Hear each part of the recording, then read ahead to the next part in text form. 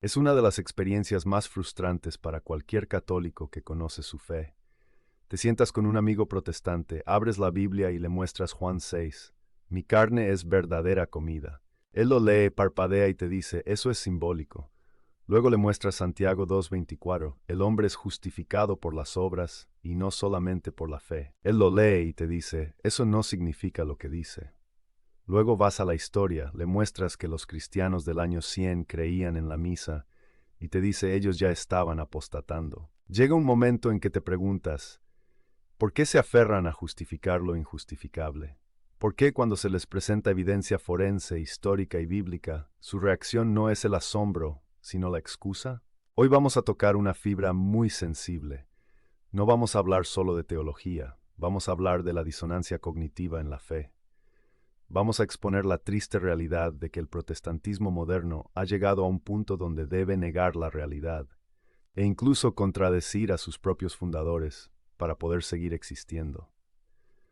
Lo que vas a escuchar hoy es un diagnóstico de por qué la evidencia rebota en la mente cerrada y qué podemos hacer para romper ese muro. El primer síntoma de esta enfermedad espiritual es la traición a los orígenes.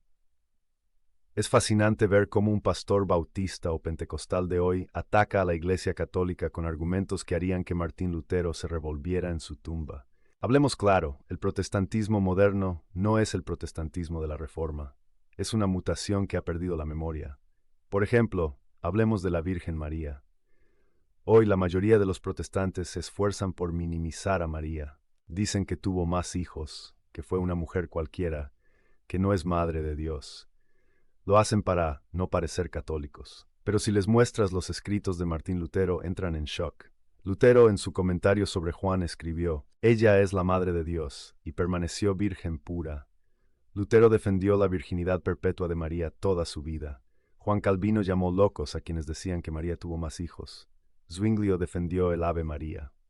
Cuando le muestras esto a un protestante moderno, su reacción suele ser la negación o la excusa vana. Bueno, es que Lutero todavía tenía cosas de católico. ¡Qué excusa tan débil! Si Lutero fue el gran hombre de Dios que redescubrió el Evangelio, ¿cómo es que estaba idolatrando a María? ¿Estaba el Espíritu Santo confundido en Lutero? El protestante moderno prefiere contradecir a su fundador antes que darle la razón a la Iglesia Católica. Prefieren quedarse huérfanos de historia con tal de no tener madre. Sigamos con la contradicción histórica sobre la Eucaristía. Si vas a una iglesia evangélica promedio hoy, te dirán que la Cena del Señor es un mero símbolo, un recordatorio. Te dirán que creer en la presencia real es idolatría. Pero si estudias la historia, te encuentras con que Martín Lutero defendió la presencia real con furia. En su debate con Zwinglio en Marburgo, 1529, Lutero golpeó la mesa y escribió en latín, «Hoc est corpus meum, esto es mi cuerpo». Lutero dijo que prefería beber sangre con el Papa que mero vino con los fanáticos, los zwinglianos. Lutero creía que Cristo estaba presente sustancialmente. Hoy, un pastor luterano o evangélico moderno mira esa evidencia y dice, es que es complicado. No, no es complicado. Es que han vaciado el sacramento, han creado una teología de la ausencia. Y cuando les muestras que Ignacio de Antioquía, año 107 después de Cristo, discípulo de los apóstoles, decía que la Eucaristía es la carne de Cristo, sacan la excusa maestra, la gran apostasía. Esta es la carta comodín, la excusa más vana y peligrosa de todas. La teoría de la gran apostasía es el refugio de quien no tiene evidencia. El protestante, al ver que la historia de los primeros 1500 años es totalmente católica, papas, obispos, misas, santos, tiene que inventar una excusa. La Iglesia se corrompió inmediatamente después de morir los apóstoles. Analicemos la gravedad de esta afirmación. Si la Iglesia se corrompió en el año 100 y la verdad no volvió hasta Lutero en 1517, eso significa que Jesucristo mintió. Jesús prometió en Mateo 16:18, las puertas del infierno no prevalecerán contra ella. Prometió en Mateo 28:20, yo estoy con vosotros todos los días hasta el fin del mundo.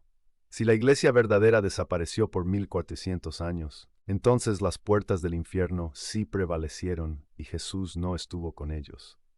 Cuando le presentas este dilema lógico a un protestante, o Jesús es un mentiroso o la Iglesia católica es la verdadera, su respuesta es la evasiva. No, es que había una iglesia invisible, un remanente escondido en cuevas. ¿Ah, sí? ¿Dónde está la evidencia arqueológica de esa iglesia evangélica del año 600? ¿Dónde están sus escritos? ¿Dónde están sus templos? No existen. Es una fantasía histórica inventada para justificar su separación. Prefieren creer en una iglesia fantasma, que no dejó rastro antes que aceptar a la iglesia visible que construyó la civilización occidental. Pero profundicemos en el corazón del problema, la interpretación bíblica selectiva. El protestante afirma basarse en la sola escritura, pero en la práctica se basa en la sola tradición de su pastor. El ejemplo más flagrante es el dogma de la sola fide, solo la fe salva. Han construido catedrales teológicas sobre esta frase. Pero aquí viene la prueba de fuego de la honestidad intelectual. La única vez en toda la Biblia que aparecen las palabras fe y sola juntas, en una oración es en Santiago 2:24. Y la frase dice textualmente, vosotros veis pues que el hombre es justificado por las obras y no solamente por la fe. Lee eso de nuevo. La Biblia dice explícitamente no solamente por la fe. La doctrina protestante dice solamente por la fe. Es una contradicción directa, gramatical y teológica. ¿Cuál es la reacción cuando les muestras esto? Excusas vanas. Te dicen, es que Santiago habla de la justificación ante los hombres, no ante Dios. Falso. El contexto de Santiago es la salvación del alma. ¿Podrá la fe salvarle? 14. O te dicen, las obras son solo el fruto, no la causa. Pero el texto dice que Abraham fue justificado por las obras. Tienen que torcer el texto, hacer gimnasia mental y redefinir palabras para que la Biblia encaje en su teología, en lugar de ajustar su teología a la Biblia. Martín Lutero fue más honesto en su error. Él quería arrancar la carta de Santiago de la Biblia, llamándola epístola de paja. Los protestantes modernos no la arrancan físicamente, pero la arrancan teológicamente al ignorar su significado obvio. ¿Por qué ocurre esto? ¿Por qué gente inteligente y que ama a Dios cae en esta ceguera? La respuesta es el miedo. Aceptar la evidencia católica tiene un costo altísimo. Para un pastor evangélico, aceptar que la Eucaristía es real o que Pedro fue el primer papa significa perder su trabajo, su salario, su estatus y su comunidad. Para un fiel protestante, significa admitir que sus abuelos estaban equivocados, que su encuentro personal fue incompleto, que ha estado criticando a la única iglesia fundada por Cristo. El costo social y emocional es gigante. Por eso el mecanismo de defensa se activa. La mente dice, no puedo ser católico, por lo tanto esta evidencia tiene que ser falsa. Y ahí nacen las excusas vanas. Es que Constantino fundó la iglesia. Falso. Constantino solo la legalizó. Es que los católicos adoran imágenes. Falso. Veneramos representaciones igual que ellos tienen fotos de sus hijos. Es que la Biblia prohíbe llamar padre a nadie. Falso. Pablo se llama padre a sí mismo en 1 Corintios 4:15. Cada una de estas excusas ha sido refutada 1000 veces, pero siguen repitiéndose como un mantra protector para no tener que enfrentar la verdad. Hay una arrogancia sutil pero peligrosa en el libre examen. El protestante promedio cree sinceramente que él, con su Biblia y su Espíritu Santo personal, tiene más autoridad que 2000 años de concilios, santos y doctores de la Iglesia. Cuando un joven de 20 años lee la Biblia y dice, yo creo que esto significa X, y la Iglesia Católica, con San Agustín, Santo Tomás de Aquino y todos los padres, dice, esto significa Y, el joven protestante asume que él tiene la razón y que toda la historia está equivocada. Esto es soberbia intelectual disfrazada de piedad. Es la misma soberbia que llevó a los fariseos a rechazar a Jesús porque no encajaba en su interpretación de la ley. Jesús les dijo, escudriñad las Escrituras, ellas son las que dan testimonio de mí. Hoy le decimos a nuestros hermanos separados, escudriñad la historia, escudriñad la Biblia completa, ellas dan testimonio de la Iglesia Católica. Es triste ver cómo manipulan la evidencia de la fe. Toman versículos aislados para atacar dogmas católicos, pero ignoran el contexto completo.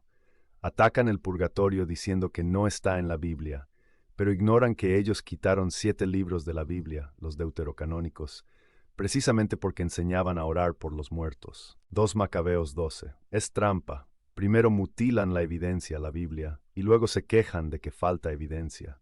Le exigen a la Iglesia Católica que todo esté explícito en la Escritura, pero ellos aceptan doctrinas que no están explícitas, como la sola Escritura o el cambio del sábado al domingo, que es una autoridad de la Iglesia, no de la Biblia.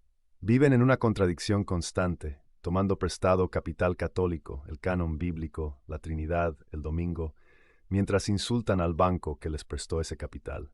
La conclusión de todo esto es un llamado a la honestidad intelectual. No se puede ser un buscador de la verdad y al mismo tiempo vivir de excusas. Si eres protestante y me estás escuchando, ¿por qué tienes miedo de leer a los padres de la Iglesia? ¿Por qué tienes miedo de investigar qué creían los primeros cristianos antes del año 300? Te diré por qué. Porque en el fondo sabes que si abres esa puerta, el mito del protestantismo se derrumba. El cardenal Newman, un converso del protestantismo, dijo la famosa frase: profundizar en la historia es dejar de ser protestante. La historia es el antídoto contra las excusas vanas. No puedes sostener que la Iglesia Católica es un invento pagano cuando lees a San Justino Mártir, en el año 150 describiendo la misa exactamente como la celebramos hoy. No puedes sostener la sola fide cuando lees a San Clemente, año 96, hablando de la santidad y las obras. Amigo, la fe no es un sentimiento, es obediencia a la verdad revelada, y la verdad tiene huellas dactilares en la historia. Jesús no fundó una biblioteca, la Biblia, fundó una iglesia, y esa iglesia ha guardado el depósito de la fe a pesar de los pecados de sus miembros. Las excusas vanas, los curas son pecadores, la Inquisición, el oro del Vaticano, son cortinas de humo.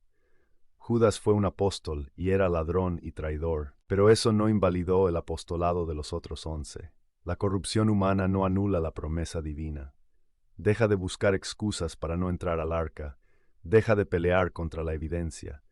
La Iglesia Católica no es perfecta en sus hombres, pero es infalible en su doctrina porque Cristo así lo prometió. Es hora de dejar la disonancia cognitiva y abrazar la plenitud de la fe. Es hora de volver a casa.